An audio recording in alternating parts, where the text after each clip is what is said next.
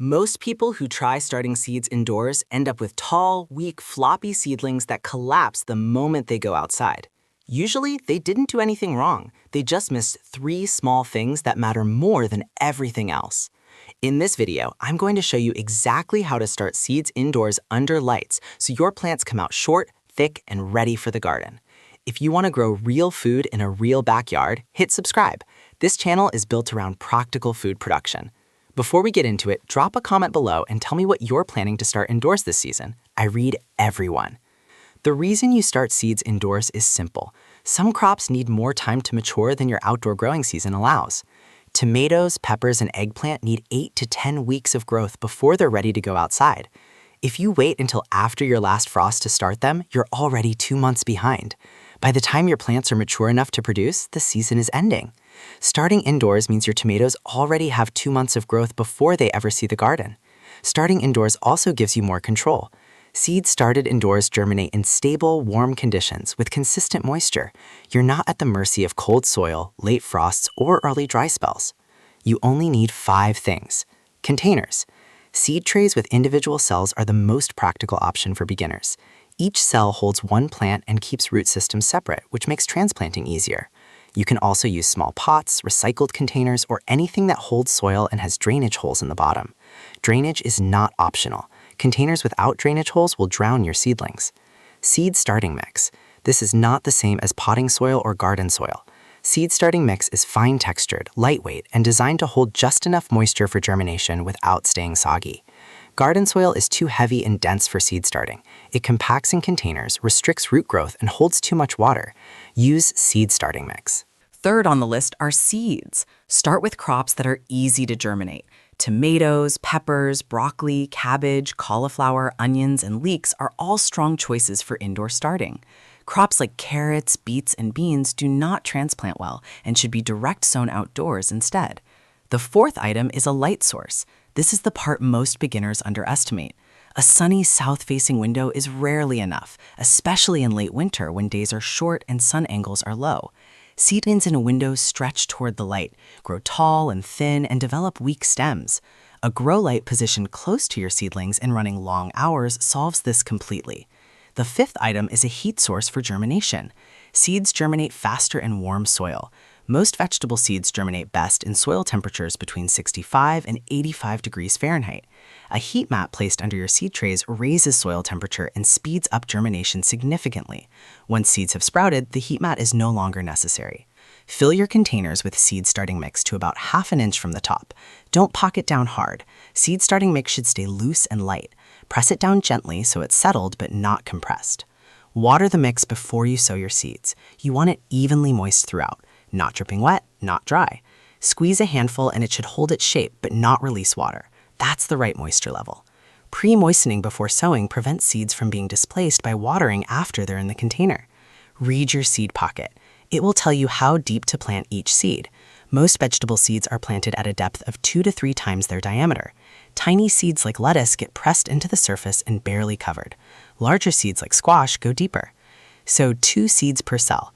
Not because both will germinate, but because germination rates are never 100%. Sowing 2 seeds per cell gives you insurance. If both germinate, you thin to the stronger one by snipping the weaker seedling at soil level with small scissors. Do not pull the weaker seedling out. Pulling disturbs the roots of the seedling you're keeping. After planting your seeds, cover your containers loosely with a clear plastic dome or plastic wrap. This holds moisture in and creates a warm, humid environment that encourages germination. Remove the cover as soon as you see sprouts emerging. Place your covered containers on a heat mat or in the warmest spot you have. The top of a refrigerator works. You do not need light during germination. Seeds germinate in the dark. What they need is warmth and consistent moisture. Check your containers daily. If the surface looks dry, mist it lightly with a spray bottle. Do not pour water directly onto the soil at this stage. It can displace seeds and disturb germination. Most vegetable seeds germinate within 5 to 14 days, depending on the crop and temperature. Peppers are the slowest. Expect 10 to 14 days. Tomatoes and brassicas are faster, usually 5 to 7 days. The moment you see the first sprouts, remove the plastic cover and move your containers directly under your grow light. This is the most important transition in the entire process. Seedlings that don't get strong light immediately after germination stretch toward whatever light they can find and become weak and leggy within days. Get them under the light fast. This is where most beginner indoor seed starting goes wrong. Seedlings need a lot of light, more than most people expect. The goal is to give them light that's strong enough and close enough that they don't have to stretch for it. Position your grow light 2 to 3 inches above the tops of your seedlings. As they grow, raise the light to maintain that distance. If your seedlings are growing tall and thin with long gaps between leaves, your light is too far away or not running long enough. Run your grow light 14 to 16 hours per day. Seedlings need a dark period too. Don't run lights 24 hours. A simple outlet timer set to turn the light on in the morning and off in the evening makes this automatic and removes any guesswork. Strong light produces short, stocky seedlings with thick stems. That's what you're aiming for. Short and stocky means the plant has been putting energy into structure rather than reaching for light. Those plants transplant well and establish quickly outdoors. Overwatering kills more seedlings than anything else. The signs of overwatering and underwatering look similar: wilting, yellowing, and collapse, which is why beginners often water more when they should water less. Seedlings don't die from thirst, they die from drowning. The correct approach is to water when the top of the soil feels dry to the touch, not on a fixed schedule. Stick your finger about ½ an inch into the soil. If it feels dry at that depth, water it. If it still feels moist, wait. Water from the bottom when possible. Pour water into the tray beneath your containers and let the soil absorb it from the bottom up. Bottom watering encourages roots to grow downward toward the moisture and reduces the risk of fungal disease on the soil surface. When you water from the top, water gently and thoroughly. You want moisture to reach all the way through the root zone, not just wet the surface. Once your seedlings have their first set of true leaves, the second set of leaves that appear after the initial seed leaves, it's time to thin. If you planted 2 seeds per cell and both germinated, identify the stronger seedling and remove the weaker one. Snip the weaker seedling at soil level with small scissors. Do not pull. Pulling disturbs the root system of the plant you're keeping and can set it back significantly. 1 plant per cell from this point forward. Crowded seedlings compete for light, water, and nutrients, and none of them develop as well as a single plant given full access to its container. Seed starting mix contains little to no nutrients. That's intentional. Seeds don't need nutrients to germinate, they carry their own energy supply. But once seedlings develop their first true leaves and start actively growing, they need feeding. Use a balanced liquid fertilizer diluted to half the recommended strength. Half-strength fertilizer every week or 2 is plenty. Full strength can burn young seedlings. Stop fertilizing about a week before transplanting outdoors. You want the plant to be healthy, but not pushing excessive soft growth that will struggle to adapt to outdoor conditions. This step is skipped more often than any other, and it's the reason healthy indoor seedlings sometimes collapse after transplanting. Plants grown indoors have never experienced direct sun, wind, or temperature swings. Putting them straight outside is a shock their systems aren't prepared for. Plants can literally sunburn if they go from indoor light to full outdoor sun. Even on a mild day, direct outdoor sun is significantly more intense than grow light, and wind dries out leaves faster than indoor-grown plants are used to. Hardening off is the process of gradually introducing your seedlings to outdoor conditions over 7 to 10 days. Start by placing your seedlings outside in a sheltered spot, out of direct sun and wind, for 2 to 3 hours on the first day. Bring them back inside. The next day, add another hour. Move them into more sun gradually over the course of the week. By days 7 to 10, they should be spending a full day outside in normal conditions without stress.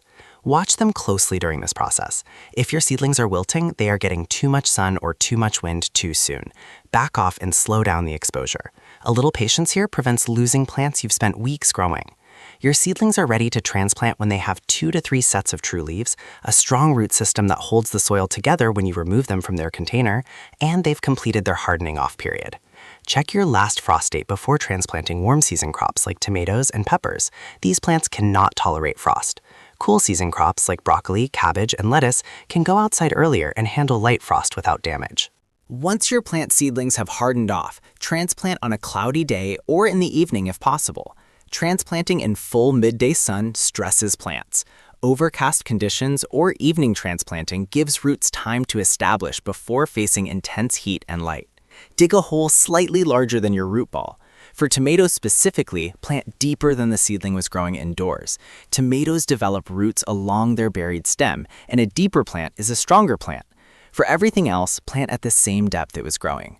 Water thoroughly after transplanting. Keep the soil consistently moist for the first week while roots establish in their new environment. Here's how the whole process looks from start to finish. Week 1, fill containers, plant your seeds, cover, place on heat mat. Check daily for moisture and germination. Week 2, seeds germinate. Remove cover immediately. Move under the grow light. Begin watering from the bottom. Weeks 3 and 4, thin to 1 plant per cell. Begin fertilizing at half strength. Maintain light 14 to 16 hours per day. Weeks 5 through 8, seedlings grow steadily. Maintain watering, feeding, and light schedule. Watch for leggy growth as a sign that light needs to be closer or duration increased. Week 9, begin hardening off. Gradual outdoor exposure over 7 to 10 days.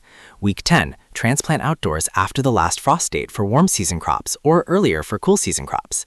The gardeners who grow the most food aren't doing anything complicated. They just follow the process and don't skip steps. If this video helped you, hit the like button. It helps more gardeners find this channel. And if you haven't already, subscribe so you don't miss what's coming next. If you want to know exactly what to start indoors this month based on your zone, that video is linked right here. Go watch that one next.